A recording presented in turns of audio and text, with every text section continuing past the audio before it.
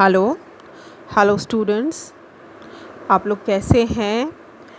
हम लोग काफ़ी समय बाद मैं आप लोगों से डिस्कशन दोबारा कर पा रही हूँ। It's a long gap since colleges they have opened and so I am busy taking classes and all.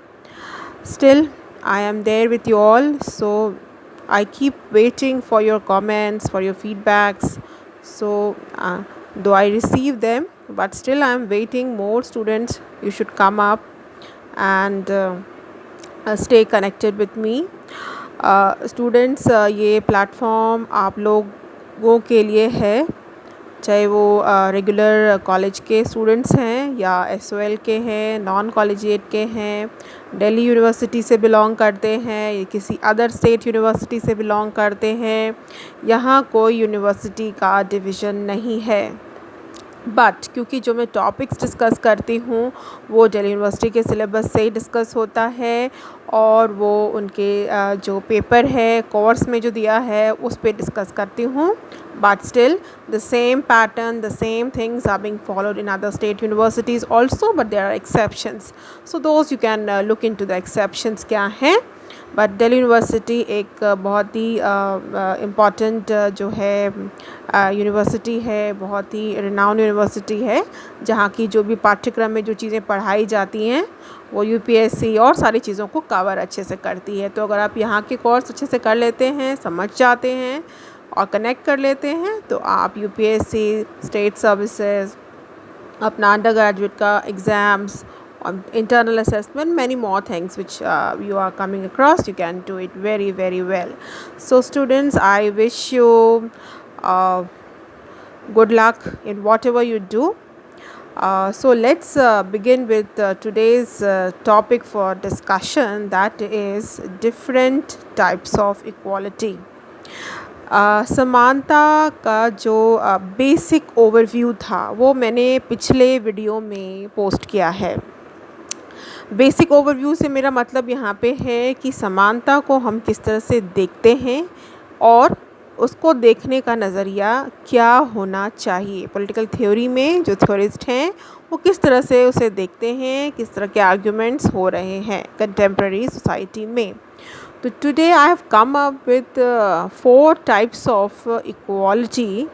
Out of those 4 types, the 3 types of equality are those types जिसमें ज़्यादा डिबेट्स हो रहे हैं रिसेंटली और उसमें खुद के अंदर क्लैरिटी नहीं है कि क्या एग्जैक्टली होना चाहिए। हम किसको इक्वलाइज़ करना चाहते हैं, समान करना चाहते हैं, पर हम किसको समान करना चाहते हैं, क्या चीज़ को समान करना चाह रहे हैं। समानता का पैमाना मैंने बताया पहले, जो मापदंड है, जो मेजरमेंट स्केल है, जो ग्रेडिंग है, उसकी क्लैरिटी नहीं है। क्लैरिटी इसलिए नहीं है क्योंकि डिबेट्स चल रहे हैं लोगों में और किसी भी एक आधार को हम पूरी की पूरी सही नहीं बता सकते कि ये आधार जो है इक्वालिटी का, अगर हम बताते हैं कि डिस्ट्रीब्यूशन होना चाहिए तो ये आधार जो है यही यूनिफॉर्म आधार है and this is the perfect idea of equality and this should be followed through out. ऐसा भी हम नहीं कह सकते। क्यों नहीं कह सकते? क्योंकि जब हम डिबेट्स को समझेंगे तो हम और बेटर अंडरस्टैंडिंग हमारी उसकी क्लैरिटी होगी। तो let's begin with the idea of equality of opportunity. पहले मैं इक्वालिटी ऑफ अपॉर्चुनिटी आपको समझाना चाहती हूँ। हालांकि आप सबको पता है कि आर्टिकल 16 जो है इक्वालिटी ऑफ अपॉर्चुनिटी की बात करता है, कहता है equality of opportunity in matters of public employment, और इसमें क्लॉज़ 1 से लेकर क्लॉज़ 5 तक दिए हैं। प्लीज़ आर्टिकल 16, मैं तो अपने सारे स्टूडेंट से कहती हूँ फंडामेंटल राइट्स के सारे जो आर्टिकल्स हैं उनको अच्छे से करो, specially right to equality and right to freedom, क्योंकि इसमें से जो क्लैरिटी है वो अगर आपकी अच्छी होती है तो आप और भी टॉपिक्स जो हैं उनको इंटरकनेक्ट कर सकते हैं। तो ये आर्टिकल में कहा जा रहा है there shall be equality of opportunity for all citizens in matters relating to employment or appointment to any office under the state।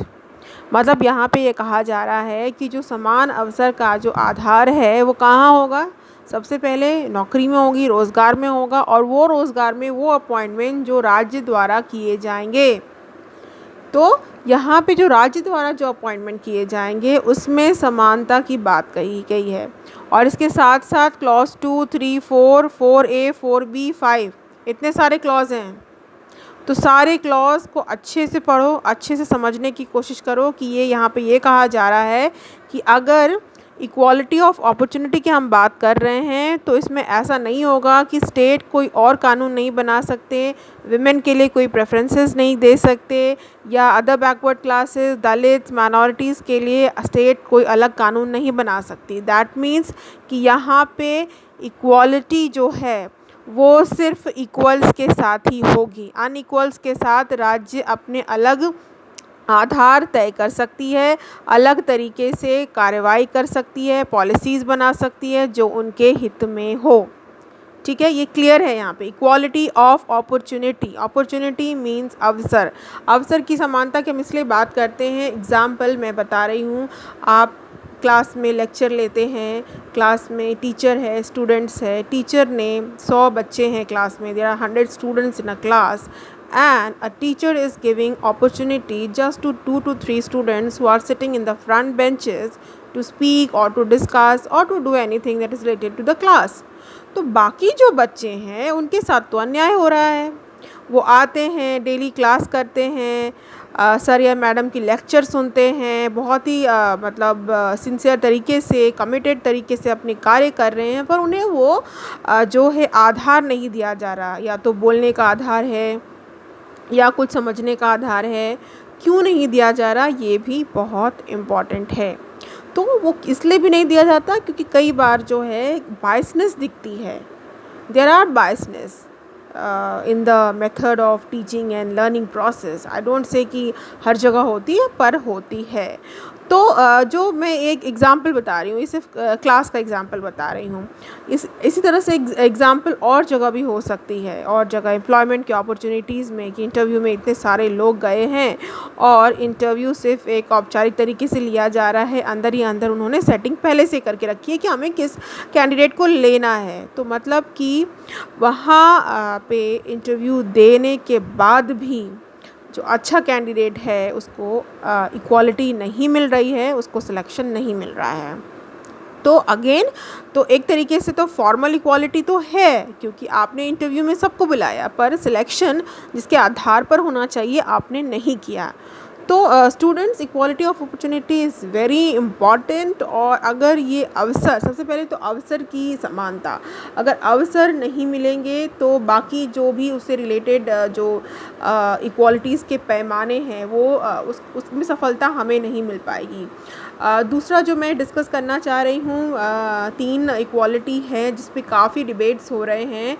First one is equality of welfare, the second one is equality of resources, and the third one is equality of capability. Hindi में हम कहते हैं welfare जो है सबके हित का, जो सब लोगों के हित का आधार है। दूसरा हम कहते हैं संसाधन में जो समानता है उसका आधार, और तीसरा हम कहते हैं कि सामर्थ्य का आधार, इक्वालिटी ऑफ कैपेबिलिटी। तो ये तीनों जो अप्रोचेस हैं, ये टाइप्स ऑफ इक्वालिटी हैं, इसमें काफ़ी डिबेट चल रहे हैं। पहला जो इक्वालिटी ऑफ वेलफेयर है वो यूटिलिटेरियंस द्वारा दिया गया ये सिद्धांत। ये यूटिलिटेरियंस उपयोगितावाद हम जिसे कहते हैं, या उपयोगितावादी जो इसके समर्थक हैं, जैसे कि जेरेमी बेंथम ने क्वांटिटेटिव अप्रोच का आधार दिया और उन्होंने समर्थन किया कि अगर हम समानता की बात करते हैं तो समानता तभी होगा कि जब सबके हित में हम काम करें, सबके वेलफेयर में हम सरकार पॉलिसीज़ बनाए, चीज़ें डिस्ट्रीब्यूट करें, गुड्स एंड सर्विसेज दे। तो ओवरऑल उन्होंने जो बात की, अब आप लोग एक व्यक्ति को कितना मिलेगा, किस आधार में मिलेगा, उसकी बात वो चर्चा नहीं कर रहे। वो बस कह रहे हैं कि मोटे तौर पे ऑन एन एवरेज अगर हम वेलफेयर सुनिश्चित कर सकते हैं तो हम समानता सुनिश्चित कर सकते हैं। बेंथम ने इस जो है idea of equality of welfare का समर्थन किया है और उनके इस आइडिया को कॉन्ट्रडिक्ट करते हैं दूसरे स्कॉलर्स जो कहते हैं कि नहीं, सिर्फ वेलफेयर से नहीं होगा, क्योंकि वेलफेयर में बहुत सारी चीज़ें होती हैं, हम किस वेलफेयर की बात कर रहे हैं। तो यहाँ पे क्लैरिटी होनी चाहिए। तो दूसरे जो स्कूल ऑफ थॉट के या हम कह सकते हैं आइडिया के प्रवर्तक जो कहते हैं, जैसे जॉन रॉल्स है, रोनाल्ड डॉर्किन है, वो कहते हैं कि जो हमारे संसाधन हैं, जैसे मान लीजिए लैंड को ले लीजिए, जल जंगल ज़मीन को ले लीजिए, प्रॉपर्टी को ले लीजिए, और भी हमारे जो भी संसाधन हैं हमारे पास, और अगर उसका हम वितरण सही तरीके से करते हैं, सही तरीके से मतलब कि इक्वल तरीके से कर रहे हैं, तो हम बहुत हद तक, मतलब दैट मीन्स कि प्रोसेस की बात कर रहे हैं, क्योंकि जॉन रॉल्स ने प्रोसीजरल इक्वालिटी मतलब जस्टिस की भी बात की है। तो प्रोसेस की बात हो रही है यहाँ पे कि जो हम रिसोर्सेज है उसको हमें डिवाइड करना है इक्वली। अगर हमारे पास 100 रिसोर्सेज हैं और हमारे पास अगर हमारे 20 लोग हैं, तो हम उसमें हम इक्वली हमें रिसोर्सेज को 100 रिसोर्सेज को 20 में इक्वली डिस्ट्रीब्यूट करना है। तो डैट मीन्स कि यहाँ पे अगेन फिर हम कहीं ना कहीं नंबर को देख रहे हैं। तो पहले वाले में भी नंबर है, दूसरे वाले में भी नंबर है, और इस जो इक्वालिटी ऑफ रिसोर्सेज है वो कहता है कि ये जो कॉन्सेप्शन है उसका मेन फोकस है राज्य का, सेंटर, वो सेंट्रलिटी ऑफ स्टेट की बात है उसका आधार। क्यों? क्योंकि जब तक स्टेट नहीं होगा, रिसोर्सेज की जो वितरण है वो कौन करेगा, इक्वलिटी कौन मेजर करेगा कि किसको कितना मिला।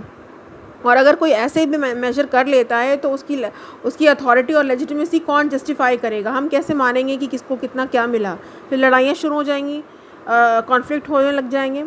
तो इन सब से आगे निकलते हुए बहुत बड़ी बात कह जाते हैं अमर्त्य सेन, फेमस इकोनॉमिस्ट हैं, जो कहते हैं कि नहीं, ये सारे अप्रोच जो है बहुत हद तक हमारे समानता को समझाने में सार्थक नहीं हो सकते, क्योंकि हम यहाँ पे जो है सिर्फ और सिर्फ नंबर की बात कर रहे हैं, हम क्वालिटी की बात नहीं कर रहे हैं, क्योंकि हर व्यक्ति की अलग अलग क्वालिटी होती है।